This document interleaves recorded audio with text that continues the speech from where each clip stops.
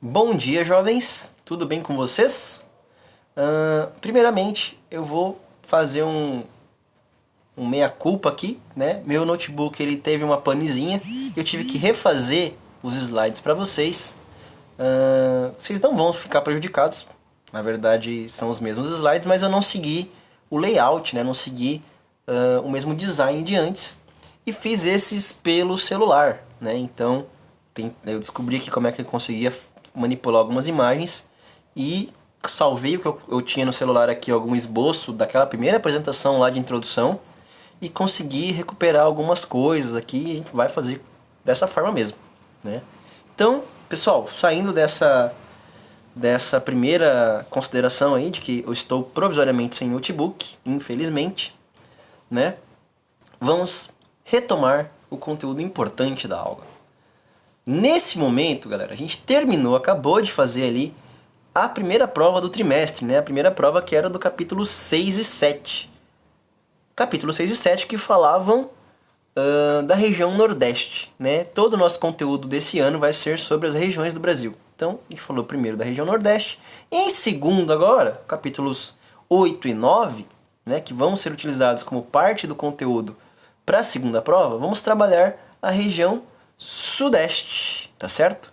A região Sudeste, que todo mundo sabe, é composta por 4 estados. Olha lá, ó, São Paulo, tá aqui. São Paulo, Rio de Janeiro, Espírito Santo e Minas Gerais, tá bom? E a região Sudeste, que é a mais povoada do país, né? É a que tem o maior número de habitantes. Ela tá ali em grande parte concentrada, olha aqui, ó, no litoral, né, na faixa litorânea. São Paulo é o estado mais populoso, né? Então, esse mapa que aparece aí para vocês, ele vai mostrar a densidade demográfica. A gente já sabe muito bem o que é densidade demográfica. E se a gente considerar aqui, ó, a legenda, olha só, né? A Grande São Paulo tá aqui, ó. Rio de Janeiro, a capital tá aqui, né? Vitória, você tem a parte metropolitana de BH. Então, essas partes mais escuras são as regiões mais povoadas, tá certo? E a gente sabe que as capitais geralmente são as regiões que concentram maior população. Não foge a regra no Sudeste, na verdade no Sudeste isso acontece com muita clareza, tá bom? Olha aí, tem uma tabelinha que vai mostrar a relação que a gente faz aí para calcular a densidade demográfica, só que agora por estado, né? Olha bem, a área em quilômetro quadrado, população total em número de habitantes e depois a densidade demográfica média. Lembrando que no Brasil a densidade demográfica nacional é de 23,6 habitantes por quilômetro quadrado. Então todos os estados da região Sudeste estão acima da densidade demográfica média nacional, né? Ó, São Paulo tem 162 habitantes por quilômetro quadrado, Rio de Janeiro tem 365, né? Minas Gerais tem 33 e Espírito Santo 76. Por que, vamos pensar um pouquinho fora da caixa, por que que o Rio de Janeiro tem tanta densidade demográfica maior que São Paulo? Porque é um estado menor em território, né? Olha bem, 248 mil quilômetros quadrados, 43 mil quilômetros quadrados. Então, o estado do Rio de Janeiro é muito menor que São Paulo em território, né? Ele também é menor em população? Sim, né? Mas se a gente for fazer a conta de habitantes por quilômetro quadrado, a densidade demográfica dele vai ficar muito maior, né? É a mesma coisa em Minas Gerais. Minas Gerais tem uma área maior do que todos os estados do Sudeste. Opa! Todos os estados do Sudeste, né? Mas ela não tem a maior população. Ela está aí, né, com a segunda menor população. Só perde para o Rio de Janeiro. Mas o Rio de Janeiro é tão pequenininho que a densidade demográfica dele fica alta, né? Então, vamos lá, galera, para o próximo aí, ó, que é o importante, que a gente vai começar a contar um pouco da história, né? Essa primeira parte do capítulo, ela vai focar em como começou o povoamento, a exploração, o desenvolvimento da região Sudeste, né? E o primeiro de tudo, foram expedições que eram divididas e classificadas da seguinte forma: entradas e bandeiras. Expedições que eram bancadas pelo governo de Portugal, né, por colonos portugueses, Essas expedições eram chamadas de entradas, eram expedições oficiais do governo português, mas também tinham expedições privadas, expedições particulares, bancadas por grandes proprietários de fazendas, né? Pessoas que tinham um dinheiro para contratar esses expedicionários, para contratar essas pessoas, né? Geralmente eram mestiços ou pessoas que já tinham moradia aqui no Brasil, que não vinham da Europa, né? E bancavam essas expedições para também buscar o quê?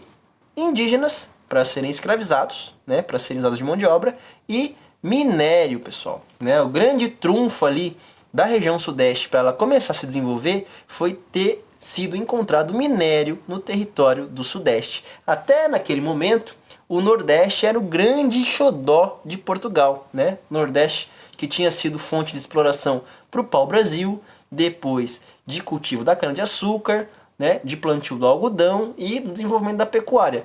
Quando o açúcar começa a entrar em declínio por conta daquela questão com os holandeses, né, eles levam a cana para ser produzida lá na América Central e isso cria uma competição de mercado, o Sudeste ele aparece ali num destaque. Eu vou contar isso para vocês mais para frente, mas o Sudeste ele começa a ganhar esse espaço econômico justamente porque é descoberto minério no território do Sudeste. Vamos lá passar para frente aqui, ó. Esse mapa que tem aí na apostila de vocês, pessoal, se a gente olhar a legenda aqui, ó, né? Entradas, que eram expedições de governo, e bandeiras, que eram expedições particulares. Olha aí como que foi distribuído, né? Como foi essa trajetória dessas expedições, dessas aventuras, né? Patrocinadas ou pelo governo ou por particulares para encontrar índios ou minérios. Tá bom? Então a gente tem por todo o litoral aqui praticamente, e depois algumas que vão avançando para o interior, ó, até chegar no Amazonas aqui, ó, atrás do que? De índio, né? Olha aqui, ó, no Mato Grosso, Goiás, Minas Gerais, atrás do que? Minérios, né? Então a gente tinha essas duas principais características aí, atrás de índios ou atrás de minérios, né? Se fosse bancado pelo governo de Portugal, entradas. Se fosse particular, bandeiras.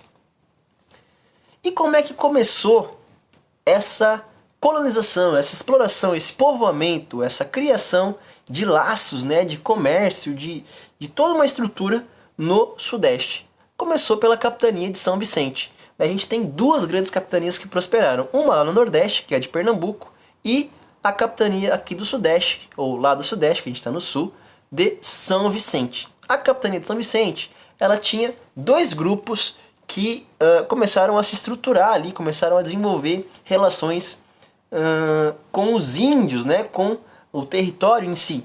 Você tinha os jesuítas, que eram padres espanhóis, e tinha os colonos portugueses. Cada um tinha uma relação muito diferente com os índios, pessoal. Os jesuítas, como todo mundo sabe e lembra das aulas de história, eles viam no índio, no indígena, no nativo, a chance de catequizar, de salvar uma vida, né? De civilizar aquela pessoa, de transformar ele num ser civilizado, deixar de ser selvagem, né? E se transformar num ser civilizado.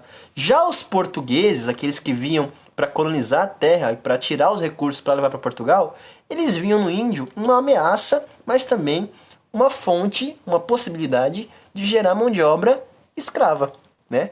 Ou eles aniquilavam ou eles escravizavam. Eles não tinham essa simpatia religiosa, né? Essa coisa de evangelizar que o jesuíta tinha. O colono português ele queria ou subjugar, matar aquele índio, ou transformar ele em escravo, né? Era uma relação totalmente diferente, embora os dois convivessem nos mesmos espaços, tá certo?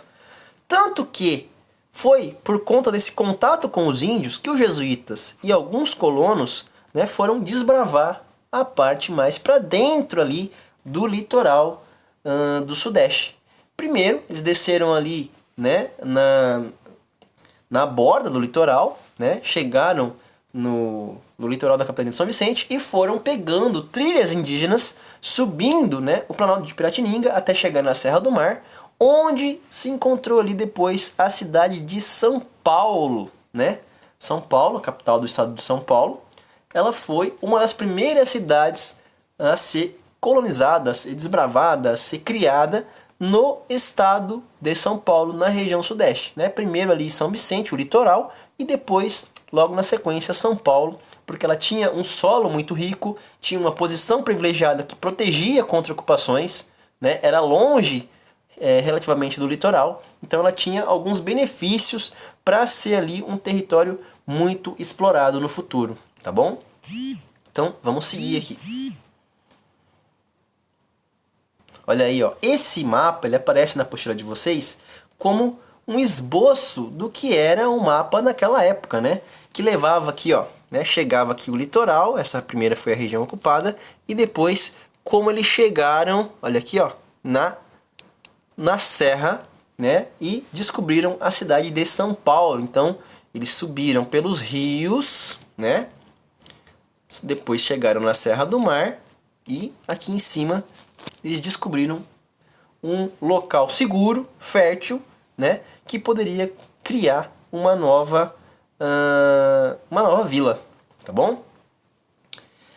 Agora vamos falar um pouco de economia. A gente tem ali dois grandes elementos econômicos que fizeram com que o Sudeste ganhasse a importância, ganhasse a atenção de Portugal depois daquele declínio da cana-de-açúcar no Nordeste, né? No final do século XVII, vamos lá. Então, no final do século XVII, é descoberto ouro em Minas Gerais, né? Vocês lembram lá que tinha as bandeiras e as entradas que estavam procurando pedras preciosas? Então, no final do século XVII, eles encontram ouro, né?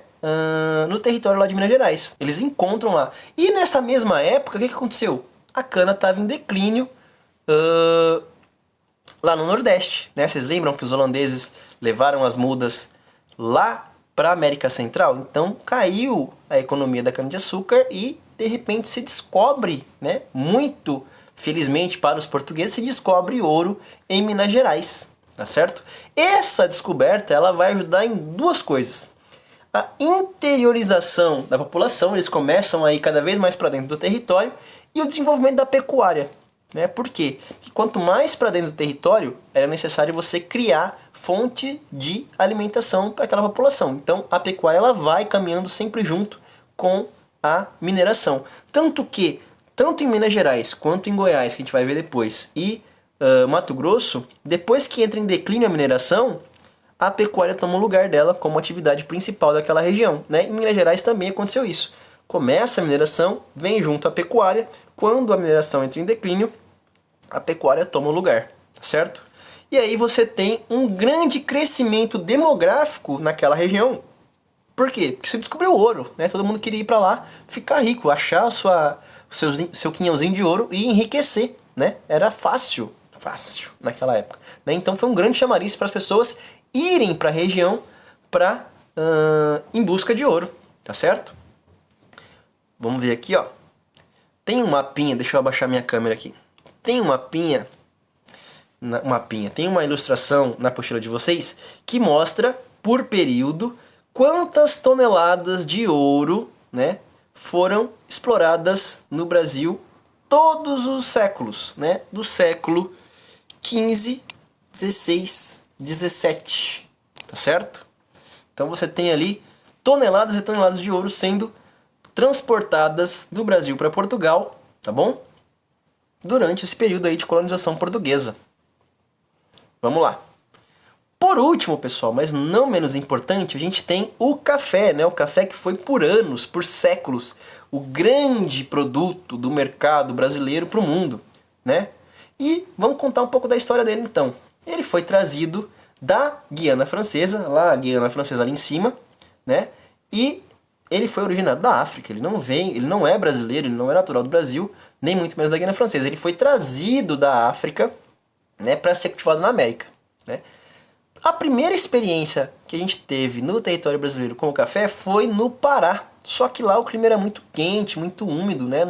O solo também não era muito fértil e não tem tanta eficiência. Assim como foi tentado plantar cana no Sudeste, né, no início, e também não foi tão eficiente, no Nordeste foi tentado plantar café e não foi eficiente. Deu certo a cana no Nordeste, deu certo o café no Sudeste. né? Onde que ele se adaptou primeiro? No Rio de Janeiro. Tanto que a capital ela chega a mudar de Salvador para o Rio de Janeiro justamente por influência do café, né? A cana-de-açúcar perde influência, portanto Salvador também perde influência. O café ganha influência, portanto o Rio de Janeiro também ganha influência. Depois do Rio de Janeiro, o café ele vai se espalhando, se expandindo ali pelo Vale do Paraíba, que é o vale que liga Rio de Janeiro e São Paulo, porque ali você tem uma terra muito fértil chamada Terra Roxa, né?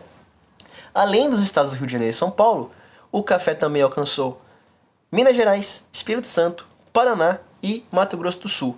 Assim como, né, a cana-de-açúcar criou um grupo social muito rico, que eram os senhores de engenho,